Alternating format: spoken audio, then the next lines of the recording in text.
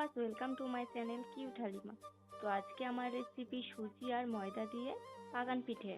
তো পাকান পিঠে বানানোর জন্য আমি 1 কাপ সুজি নিয়েছি, 1 কাপ দুল ময়দা, 1 কাপ চিনি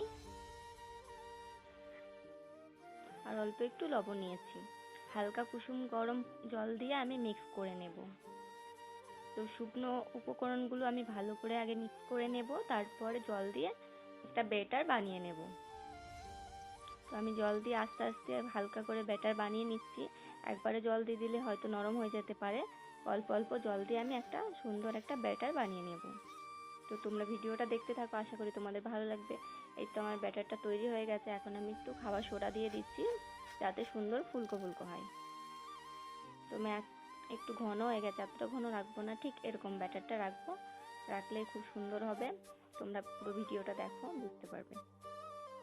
তো আমি তো কড়াইতে তেল গরম করতে দিয়েছি। তেল আমার প্রায় গরম হয়ে এসেছে, এখন আমি তেলে দিয়ে দেব। তো আমি অল্প অল্প করে দিয়ে দেব। দেখো কত সুন্দর ফুলকো ফুলকো হবে।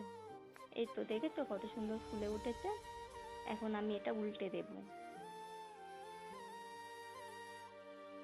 তো উল্টে দিয়েছি, উল্টে দিয়ে ভালো করে নাড়াচাড়া করে আমি 2 পিঠ ভেজে নেব। আমি এরকম করে একে একে সবগুলো ভেজে নেব।